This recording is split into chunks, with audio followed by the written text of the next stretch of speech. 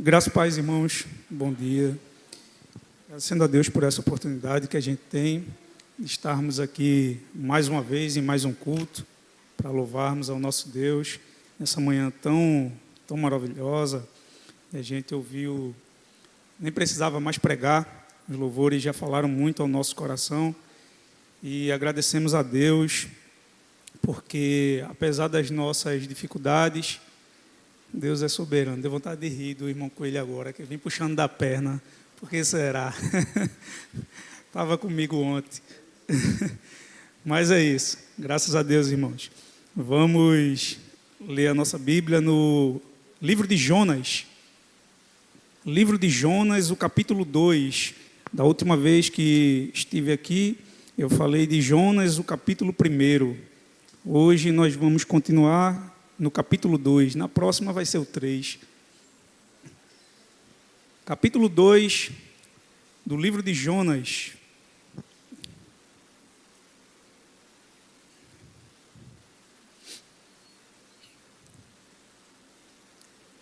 Jonas capítulo 2 diz assim, vamos ler o capítulo 2 inteiro, são 10 versículos. Então Jonas, do ventre do peixe, orou ao Senhor seu Deus e disse: na minha angústia clamei ao Senhor, e ele me respondeu. Do ventre do abismo gritei, e tu ouvistes a minha voz, pois me lançastes nas profundezas, no coração dos mares, e a corrente das águas me cercou. Todas as tuas ondas e as tuas vagas passaram sobre mim. Então eu disse: estou excluído da tua presença. Será que tornarei a ver o teu santo templo? As águas me cercaram até a alma. O abismo me rodeou, e as algas se enrolaram na minha cabeça. Desci até os fundamentos dos montes, desci até a terra, cujos ferrolhos se fecharam atrás de mim para sempre. Tu, porém, fizestes a minha vida subir da sepultura, ó Senhor meu Deus. Quando dentro de mim desfalecia a minha alma, eu me lembrei do Senhor, e subiu a ti a minha oração no teu santo templo. Os que adoram ídolos vãos abandonam aquele que lhes é misericordioso, mas com voz de agradecimento eu te oferecerei sacrifício. O que prometi cumprirei. Ao Senhor pertence a salvação. E o Senhor falou ao peixe, e este vomitou Jonas na terra. Amém. Vamos orar.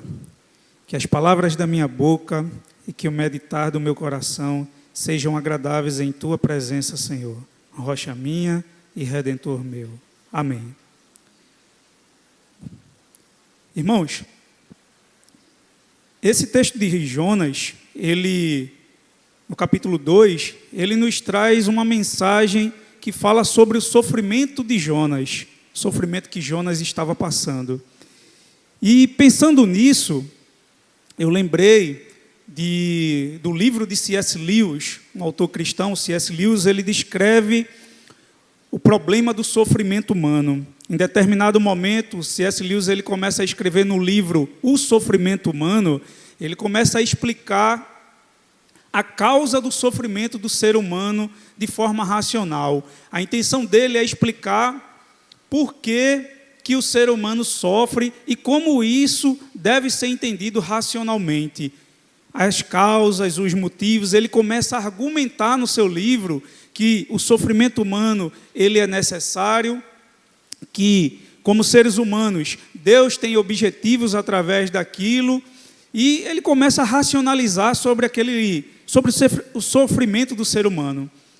Mas, irmãos, esse é um livro de C.S. Lewis que ele escreveu racionalmente sobre o sofrimento humano. Depois de um tempo, C.S. Lewis ele escreve o seu segundo livro tratando sobre o sofrimento humano. O nome do livro é Anatomia da Dor.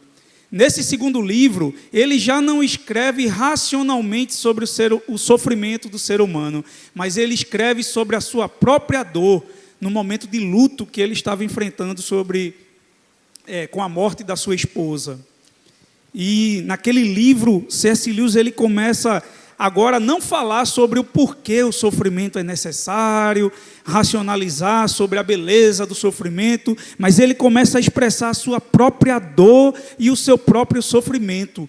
E com isso, a gente aprende, vendo ali em C.S. Lewis, na escrita dos 2 livros, que uma coisa é falar sobre o sofrimento quando não se está passando pelo sofrimento. Outra coisa muito diferente é escrever e falar sobre sofrimento quando você é quem está sofrendo. E esse 2º livro do C.S. Lewis retrata momentos de muita angústia, ele falando sobre o seu próprio sofrimento, muitas vezes brigando até mesmo com Deus e questionando: onde é que está o Senhor, Deus, que está me permitindo passar por esse tamanho sofrimento? Aí você vai lá no outro livro dele e diz: oxe, mas ele não estava falando sobre isso? É porque uma coisa é falar e outra coisa é sentir. Diante disso, irmãos, isso tem a ver porque o tema do nosso capítulo 2 é o sofrimento. Jonas está falando sobre o seu sofrimento. E aqui nesse capítulo 2 eu posso encontrar lições importantes para quando o sofrimento vem na nossa vida. E eu quero falar sobre isso. Lições importantes para dias de sofrimento. O sofrimento faz parte, a angústia, a dificuldade da vida de cada um de nós. Se eu for perguntar a cada um de vocês, cada um tem um motivo para estar angustiado. Se não tem agora, já teve ou ainda vai ter, porque faz parte da experiência dos seres humanos. Todos nós, mais cedo ou mais tarde, vamos ter que passar por momentos de angústias e dificuldades. No capítulo 1 de Jonas, nós vemos que Deus dá uma missão ao profeta Jonas, que ele deveria ir para um lugar, para Nínive, um império distante, que estava surgindo politicamente no seu mundo, era inimigo do seu povo, e Jonas, ele resolve desobedecer a Deus e diz que não vai para aquele lugar, e ele não foi. Então vem aqueles acontecimentos que nós sabemos. Jonas, ele vai para um navio, ele embarca naquele navio para um lugar distante. Quando ele chega ali, há uma grande tempestade. No final de tudo, Jonas é jogado ao mar e um peixe o engole. E aqui nós chegamos no capítulo 2.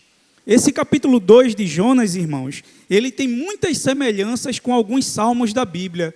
Se você pegar Salmo 18, 88, 120, 31, vários salmos da Bíblia são muito parecidos com esse capítulo 2 de Jonas.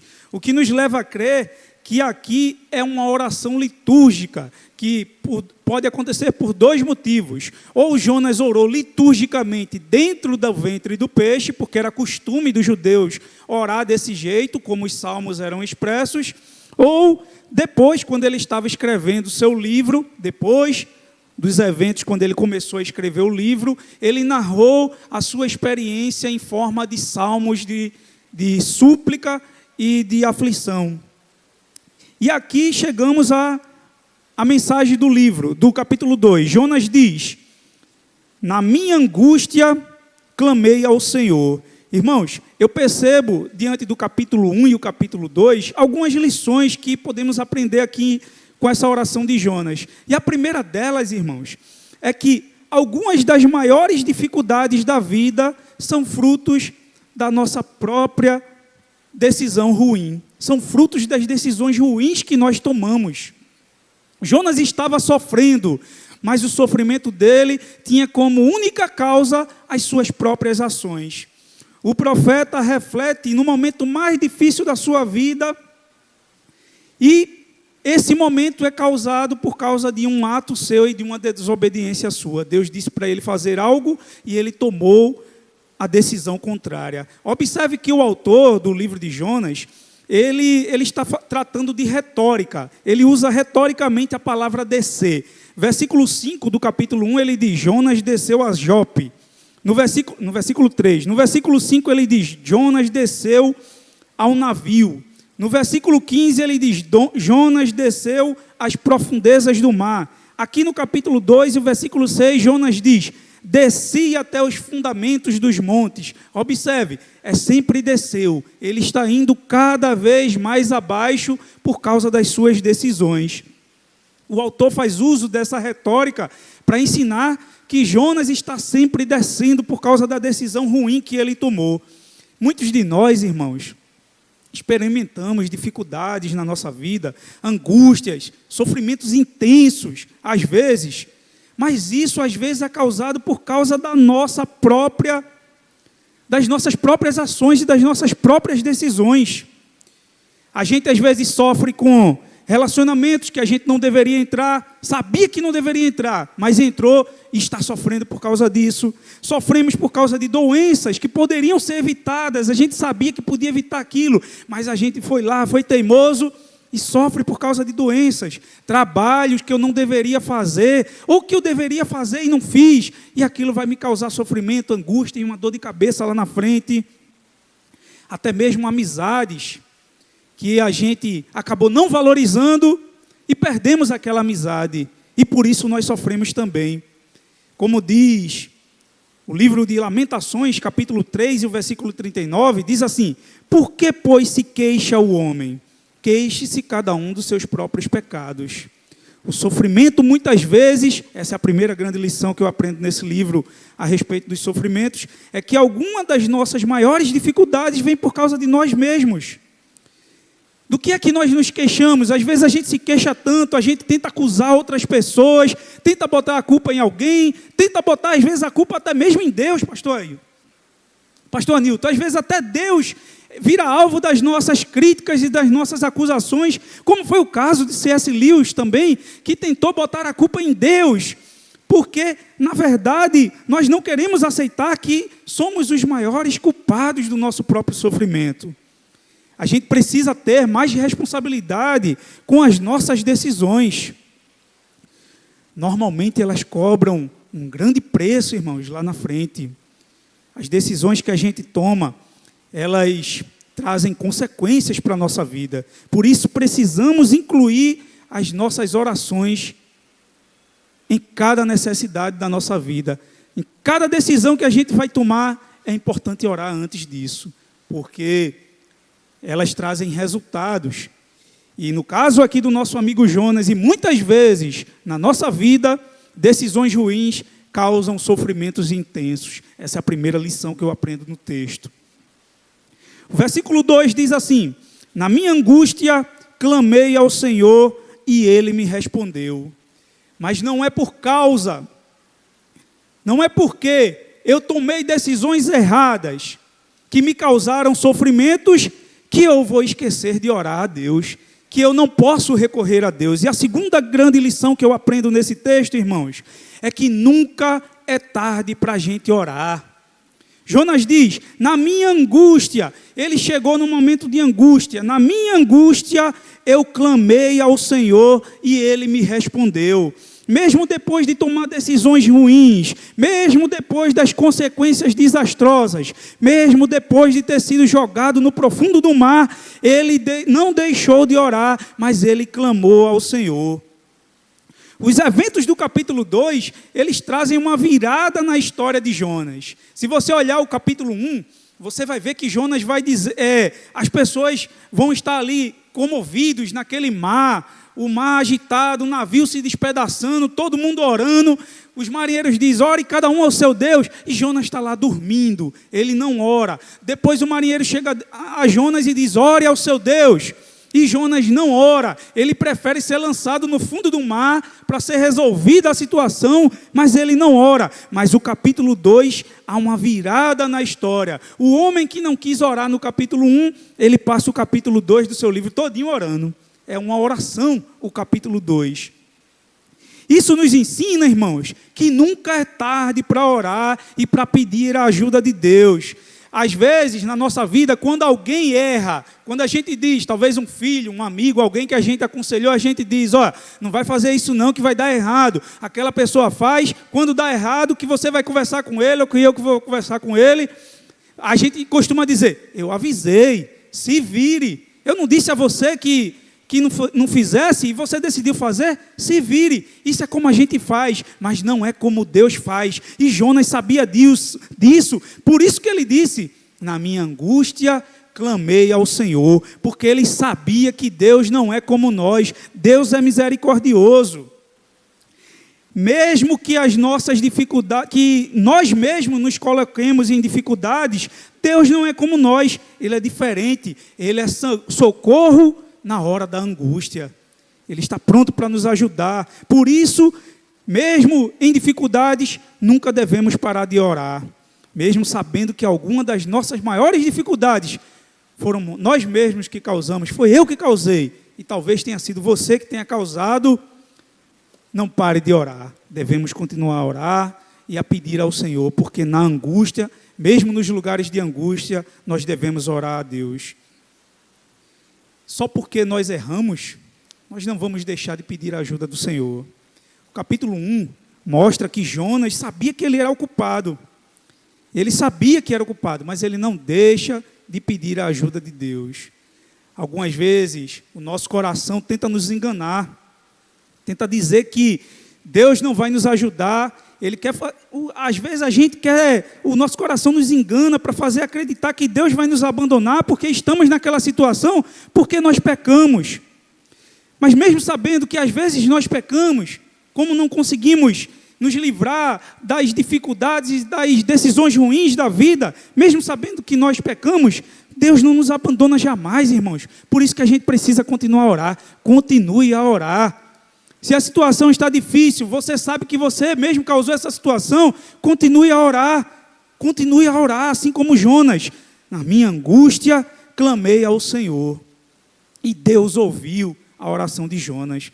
Não é porque, isso não significa que Deus está passando a mão nos nossos erros, na nossa cabeça, que a gente erra e vai pedir a ajuda de Deus. Não é isso. Deus não passa a mão nos nossos erros. Significa que a graça de Deus, ela nos alcança em qualquer lugar, porque Ele é bom e porque Ele é misericordioso. Observe o que Paulo diz.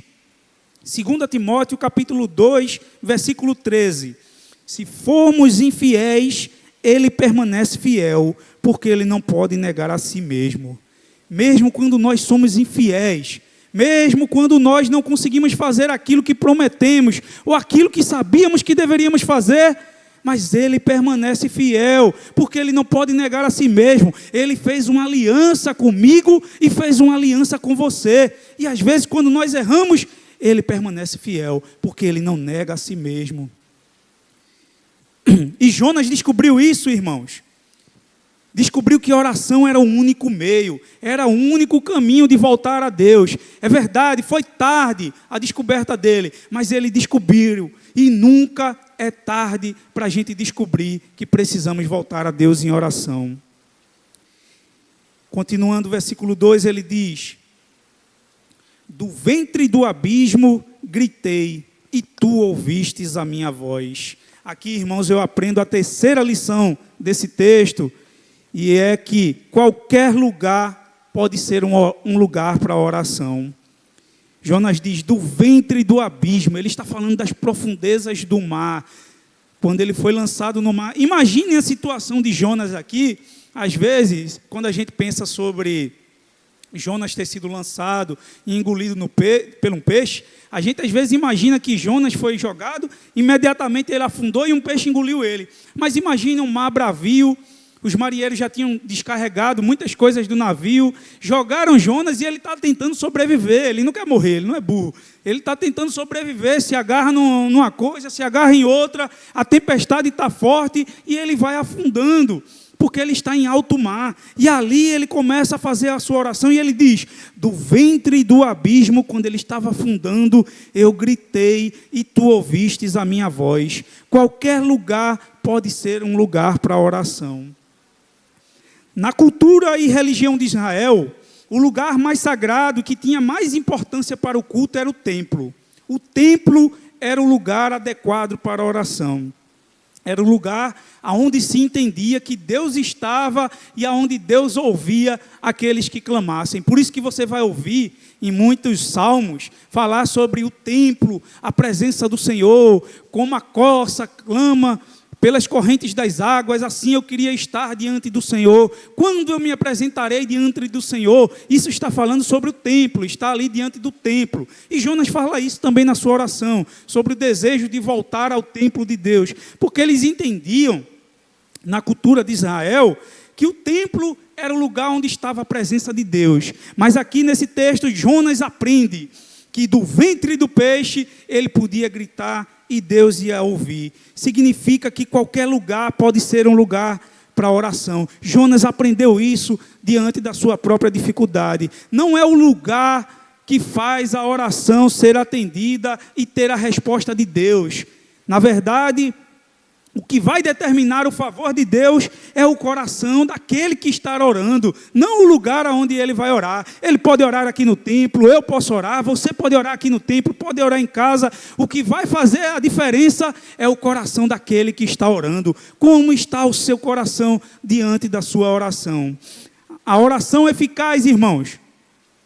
A oração eficaz a Deus não é necessariamente com a nossa voz. Jonas estava no fundo do mar. Quando ele diz, eu gritei, ele está falando metaforicamente, foi o coração dele que gritou a Deus e clamou pelo socorro de Deus. Às vezes, nas nossas maiores dificuldades, a gente está orando e não consegue nem falar. Às vezes você está num lugar, no trabalho, na escola, diante de alguém, e você queria fazer uma oração a Deus ali, você não pode falar, mas o seu coração, ele pode gritar a Deus e pedir a Deus em oração. Na minha angústia, gritei ao Senhor e Ele me ouviu. Deus está pronto a ouvir a gente, independente de onde a gente estiver, do lugar que a gente estiver, da palavra que a gente falar, Deus está a nos ouvir, irmãos. Então não deixe de orar. Salmo 51:17 diz, os sacrifícios para Deus são um espírito quebrantado e a um coração quebrantado e contrito não desprezas, ó Deus. Se o seu coração está quebrantado e contrito, pode orar que Ele vai ouvir. É uma promessa do Salmo, Deus não despreza o coração quebrantado e contrito. Esse é o coração e essa é a oração eficaz. É a oração que Deus não rejeita. É a oração de um espírito contrito e quebrantado. Avançando no nosso texto, irmãos, o versículo 3 diz assim, pois me lançastes nas profundezas e no coração dos mares, as correntes das águas me cercou, todas as tuas ondas e as tuas vagas passaram sobre mim. A quarta grande lição que eu aprendo nesse texto, irmãos, é que nossa vida está debaixo da soberana vontade de Deus. Quem foi que jogou Jonas no mar, pastor Anilton? Quem foi? Foi ele mesmo. Mas quem jogou Jonas no mar foram os marinheiros. Os marinheiros pegaram lá e jogaram Jonas no mar. Mas Jonas está dizendo na oração dele aqui, pois me lançastes nas profundezas e nos corações dos mares. Foi Deus, irmãos, que jogou Jonas ou foi o marinheiro? Foi os marinheiros. Mas na mente de Jonas, a compreensão de Jonas é uma interpretação teológica dos acontecimentos. Ele está pensando que por trás de todos os eventos está a soberana mão de Deus. Jonas entende que Deus está dirigindo os acontecimentos da sua vida. E o fato dele ter sido lançado no mar, no mais profundo do mar, pelos aqueles marinheiros, na mente de Jonas, é Deus quem está conduzindo e é Deus quem queria que ele chegasse ali. O profeta interpreta a sua experiência como sendo divinamente dirigida. Isso nos fala, irmãos, sobre o grande tema deste livro. O grande tema desse livro é a soberania de Deus e a sua providência. Observe, no capítulo 1, Deus envia o vento que causa uma tempestade. Deus faz o navio balançar. Deus envia um peixe para engolir Jonas. Mais à frente você vai ver que Deus vai enviar um vento oriental no capítulo 4 de Jonas. O texto e o livro de Jonas, ele está sempre sendo regido pela soberania de Deus. Quer mostrar que Deus é soberano e que todos os acontecimentos naquela história estão sendo dirigidos por Deus. Isso diz para a gente, irmãos, que Deus está dirigindo cada momento da nossa vida. Apesar de existirem agentes humanos que jogaram Jonas no mar, Deus é o controlador daqueles eventos. Deus está por trás de tudo. Na sua e na minha vida também não é diferente. Tudo que acontece está dentro do controle soberano de Deus. Ah, mas aconteceu isso comigo. Isso aqui não era para acontecer. Se acalme. Deus está no controle, faz parte do controle soberano de Deus. Deus é mais inteligente e sábio do que eu e você, não é verdade? Deus sabe mais do que eu. Deus sabe mais do que você, Andresa. Sabe mais do que Jaqueline. Deus sabe todas as coisas. E se alguma coisa está acontecendo na nossa vida, é porque é a sua soberania. A gente não entende agora, mas vai entender depois. Eu costumo falar, irmãos, estava falando com um irmão, amigo meu, uma vez, e a gente falando sobre a soberania de Deus na vida do apóstolo Paulo. O apóstolo Paulo escreveu 13 cartas do Novo Testamento. Se você perguntasse a Paulo se ele saberia ou se ele imaginaria que 2000 anos depois ia ter uma congregação aqui na Coab e bilhões de pessoas que estariam lendo aquelas cartas que foram escritas para resolver problema de igreja. Se perguntasse a Paulo sobre aquilo dali, ele nunca ia imaginar isso. Ele nunca ia imaginar que depois de 2000 anos, aquilo que ele escreveu para aquele problema da igreja dos Coríntios ia servir para a gente hoje. Ele não ia imaginar, porque Paulo era limitado, ele era humano, mas Deus é soberano, e tudo que acontece na nossa vida está dentro do controle soberano de Deus. Às vezes, um filho indesejado vai lá na frente servir para alguma coisa na vida de alguém. Às vezes, fui demitido do meu trabalho. Lá na frente, Deus tem um propósito com isso daí. Ah, eu fiz alguma coisa que causou um problema na minha vida e eu perdi relacionamentos por causa disso. Tudo bem, mas Deus vai usar isso para outro propósito lá na frente, porque Ele é soberano e a gente não entende o mover e o agir de Deus na nossa vida. A gente vai entender depois. E quando a gente entende, a gente vai fazer uma oração de agradecimento como Jonas. As coisas não acontecem na nossa vida por acaso. É Deus quem dirige os nossos passos, irmãos. Continuando, vamos avançar para o versículo 7. Jonas diz assim: quando dentro de mim desfalecia a minha alma, eu me lembrei do Senhor. Aqui eu aprendo a quinta grande lição, irmãos. É que o sofrimento, ele é pedagógico. Não tem nada maior na vida do homem, não tem professor maior na vida do homem do que o sofrimento. O sofrimento é capaz de nos ensinar as maiores lições da nossa vida. Como demorou para Jonas aprender? Ele teve que chegar ao fundo do poço, na verdade ao fundo do mar, para poder entender, aprender aquilo que Deus queria ensinar a ele. Ele precisou ir para uma situação extrema, onde não havia mais saída para dizer: lembrei do Senhor. Veja como ele diz, como é possível isso? Quando dentro de mim desfalecia a minha alma, quando eu já estava morrendo, eu lembrei do Senhor. Veja só, às vezes a gente bate para lá, bate para cá, é um sofrimento danado, é uma angústia danada, é depressão, é tanta coisa na nossa vida, e só lá no final a gente vai lembrar do Senhor. Lembre, Deus está ali, você pode pedir a Ele, como Jonas, ele estava quase morrendo, e ele lembrou no finalzinho. E o sofrimento, ele é pedagógico, ele nos lembra que nós temos um Deus e nos ensina grandes lições. Jonas chegou ao fundo do mar. E quanto nós precisamos chegar, irmãos? Até onde eu e você precisamos chegar? Quando tudo está bem, a gente vive como se não precisasse de Deus. Já observou isso? Tudo está certinho, tudo certo. Eu venho para o culto no domingo, faço a minha oração, às vezes acordei um pouquinho mais tarde, vou orar hoje não, amanhã eu me acordo mais cedo e oro, e quando chega amanhã a gente não ora. Então, está tudo certo.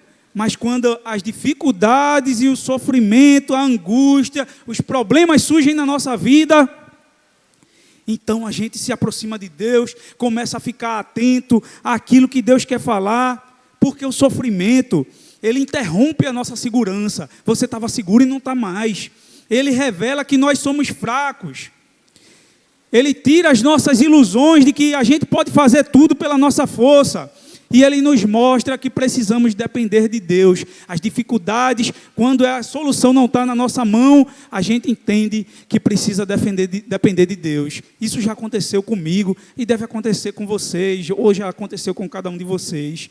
Chegou um momento da minha vida que eu não tinha mais o que fazer, naquela angústia, naquele sofrimento. Então eu parei para pensar assim e disse, e agora? O que é que eu posso fazer? C.S. Lewis diz que, nesse livro de C.S. Lewis, ele fala que o sofrimento é um megafone de Deus. É onde Deus está ali, no megafone, no microfone falando, acorda, se prepara, presta atenção, mas você não estava ouvindo de outra forma. Então, ele precisa lhe conduzir para uma situação difícil, onde vai cessar aquele barulho e você vai conseguir ouvir o megafone de Deus dizendo alguma coisa para você. Alguma coisa ele quer falar através das adversidades a você e a mim.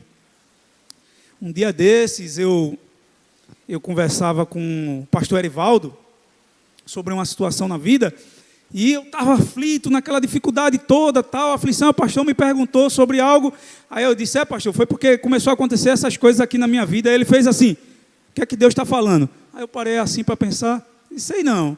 Aí ele disse, não, Deus está falando alguma coisa. Deus está sempre falando alguma coisa, irmãos. É a gente que não para ouvir. Depois que eu fui parar para ouvir, eu aprendi o que Deus estava falando. Mas eu precisei parar para ouvir o que Deus estava falando. Cada situação da nossa vida, cada adversidade, Deus está falando alguma coisa. Ele está falando algo para você. E está falando algo para mim. É porque às vezes a gente é burro mesmo. Eu sou burro. Eu estava dizendo ao irmão Erinaldo, irmão Erinaldo, uma vez a gente conversando aqui, nunca me esqueço. Sou irmão Erinaldo, Deus está falando, às vezes, o problema é que eu sou burro demais, eu fico persistindo ali até aprender. Às vezes é isso, é que ele fala, ele ensina, e a gente insiste naquilo, até a gente quebrar a cara lá na frente. Mas é isso, irmãos. O sofrimento é pedagógico, essa situação que eu e você estamos vivendo, alguma, ou vamos passar, Deus tem sempre algo para nos dizer, e a gente precisa prestar atenção àquilo que Ele está dizendo. Para terminar, irmãos, versículo 9, a última grande lição desse texto diz assim, Jonas diz, mas com voz de agradecimento te oferecerei sacrifícios, o que prometi cumprirei, ao Senhor pertence a salvação. A sexta e última grande lição desse texto, irmãos, é que a salvação, ela vem de Deus. O peixe não é o motivo das aflições de Jonas. Observe, Jonas ter sido engolido pelo peixe não foi o motivo do sofrimento dele, mas foi a salvação de Jonas. O peixe não é instrumento para causar sofrimento em Jonas. Na verdade, o peixe está salvando ele. Ele ia morrer afogado. O peixe engole ele e ele já não vai mais morrer afogado. O peixe é um instrumento de salvamento de Deus. Toda essa narrativa nos leva a este versículo. A salvação vem de Deus. Na sua autossuficiência, ele chegou ao fundo do mar, ao fundo do poço. Na sua arrogância, na nossa arrogância, às vezes nós esquecemos que a gente não é Deus. E tentamos controlar tudo, a gente quer resolver tudo do nosso jeito, a gente é arrogante em achar que a gente pode resolver e a gente vai conseguir resolver, mas tem coisa que não é para a gente, tem coisa que só Deus pode fazer, mas a gente insiste querendo resolver. Já percebeu que quando uma coisa sai do nosso controle, a gente se desespera logo, fica logo aflito, é uma aflição danada, é uma angústia danada, e a gente fica preocupado com aquilo. Sabe o que é isso, irmãos? É o nosso coração nos revelando a verdade, e a verdade é que nós não confiamos em Deus. Não confiamos em Deus quando deveríamos confiar. A gente confia na gente mesmo. A gente age como se fosse Deus. Eu posso resolver, mas você não pode. Saia do pedestal. Saia desse pedestal, você não pode. Entregue na mão daquele que pode resolver, naquele que pode guiar melhor esse barco. E é Deus que guia esse barco melhor do que eu e do que você, porque Ele é Deus. A salvação vem do Senhor. Não adianta nós tentarmos muitas vezes. Se você já chegou no limite, não pode fazer mais nada, entregue na mão de Deus, porque a salvação vem dEle. É Deus quem vai resolver, não é você e não sou eu. E a gente precisa aceitar essa realidade. Tem coisa que não está na mão da gente, tem coisa que está na mão de Deus. Ele é quem controla tudo e é Ele quem pode fazer. A salvação vem do Senhor. Quero concluir, irmãos, com um exemplo do nosso Senhor Jesus Cristo, em Lucas, capítulo 22 e o versículo 42.